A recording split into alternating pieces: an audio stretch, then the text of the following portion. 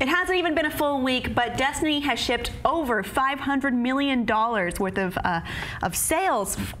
It's insane. Activision is printing money off of this thing, and it has been, you know, I've been playing it like every night since it launched too, and it's really crazy. So this is the highest selling digital console release ever until the next big thing, which is going to be a little bit.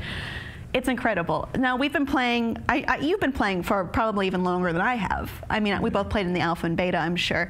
Tell me about your first week. My first week? Yeah. My first week, I haven't played as much as I would have played. I wish I could have played more my first week. No, my first week's been great. For the most part, I didn't get to play as much of the PvE, but I played enough to pretty much know what it is. And like, I haven't beat the game. A lot of people, there's a ton of people who beat the PvE like all the way through. I have not gotten that far yet because I've been spending most of my time in the Crucible, aren't you? The Crucible, the PvP area where the real game is. Thank you very much. Excuse me. I like the PvE despite the kind of weird story that I'm not entirely engaged in.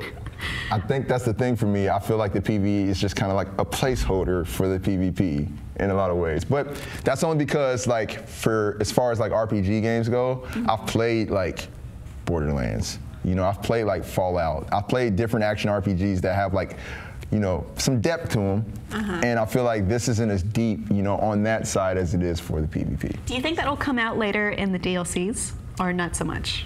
Yeah, I mean, I think the game's mechanics, it's always going to be like that. It's always, the PvP is always just going to be the focal point for Destiny, I feel.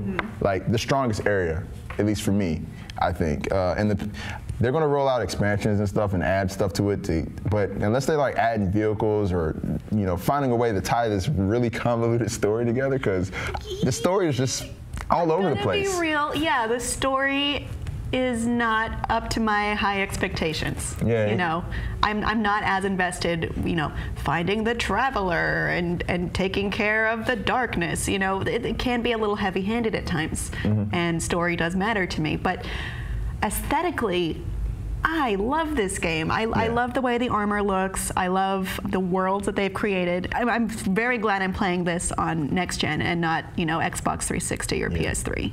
Yeah, it's definitely like, on every other front, it's great. Like, mechanically, the game is amazing. It's got a pretty good like system as far as the UI goes. Like, getting into a game is very easy. You know, it's playing with friends. It's something you can do. It's really fun. It's kind of cool being out doing your own thing with your friends and then seeing like all these other people. So it feels like there's like a whole bunch of stuff going on around you. There is a bunch of stuff. Yeah, but the story, that's just the only thing. It's just there's really no story. There's really no story. Yeah, it doesn't compel me. The narrative doesn't compel me enough to keep me in the PvE. Like, that's what the thing is with like a lot of campaigns for me. I kind of need a story to keep me involved in a campaign, you know. If you were to compare the caliber of this story to another game's campaign story, what would you compare it to? Oh man, I don't know. It's pretty dry. It's as dry as a Thief game. Story-wise, I mean, it is though. Like, can you tell me all? And I think part of it is because you're not playing as a character. You're just yourself. That kind of is like. My character doesn't get a name either. Yeah, your character doesn't get a name, so it doesn't even feel like you're playing as anyone. You don't feel like a protagonist. You're just doing stuff. And whatever my face looks like doesn't really matter unless I'm in the tower. And like, even when I'm there, I'm not with, you know, my fire team split up by then. No one can see how cool I am. Yeah.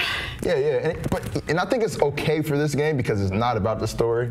It's just about the PvP. It's about I've only played a little PvP, so maybe, well, I played as the Warlock and I got killed and killed and killed. You'd think I was in a MOBA. Yeah. You know, and the thing is, like, I just feel like the PvE, like, once you do all the missions and you're done with the strikes, like, what do you do after that? You just wait for the next expansion, whereas like with the PvP, just like Call of Duty, it's just something you can jump in and play with your friends. See, and Call of Duty was never really spoke to me, so maybe that's why I'm not really jumping right into that right away. I do love the public events, and I do like how it feels really seamless that when I'm meeting other people or when my friends drop into my game. I like that part a lot. Right. Well, that's another thing. If they can continue with like public events and continuing to engage people who play PvE, then PvE is going to be something that everyone like enjoys doing and keeps going back to. You know, I just think that they put a lot more thought into the other side of the game. They kind of just don't balance out. I'm not trying to say like Destiny's PvE is bad. It's like, well, it's I'm great. not saying that, but Yeah. I don't think anyone's saying that, or else they wouldn't have went out and shelled their money out for it. But I just feel like when you play the PvP and you start getting into it and you realize how deep it is, they have like these skill trees and all these different skills that you can use, you know, to play. And what skill tree are you using? well, right now I am playing as a hunter. Yes. And I'm using the arc blade skill tree, which allows you to like basically when you do the supercharge where you hit like the two L1, bumper R1? or L1 Yeah. or R1, you can run around with these blades for a certain amount of time and just slice everything up. And when you're in PvP, you see these guys coming at you with that. So you're like a dual wielder rogue? Yeah, and like you can basically like fly and teleport. And I chose the wrong class. I chose the wrong. I picked you- Warlock because I like the force push. Yeah, the force push is awesome. I wanted to be a Jedi Spartan, so the Warlock comes in handy. The Warlocks are needed, and it's actually a pretty good class. It's strong. Like he has like the Nova Bomb where you can just like wipe out everything. That's fun. I just feel like for me the Hunter is just more mobile and agile, and that's really important in this game. I like the Hunter armor too because it looks like a Quarian. Oh yeah. And I'm into that. Oh yeah. Kila Salai. Oh my What? God. Yeah, I'm a big fan of that. So, how do you feel yourself going through this game from now on? Like maybe once the hype wears down a little bit. It's definitely something that me and my friends will continue to play. Like we're really competitive, so like the PvP, it reminds me a lot of Halo 2. You know, Halo 2 was just like, you know, you get online on that game and you just would play with your friends for hours and that was it. You know, and it was just like a routine thing that you did after a while. Once the hype died down, I think this will be the same. This is the closest I feel from a first-person shooter standpoint that I've been to Halo 2 in a long time. And that's a good thing. It's a great thing. Yeah. Yeah. It's a great thing. All the Halo 2 fans out there, I'm sure, can agree with that. Sure. Yeah. All right. Well, let us know how you're doing in Destiny if you're playing, or if you maybe, because I've also heard people say, well, maybe I don't understand why it's so popular. Let us know everything you think about that below in the comments, and please support the show and subscribe.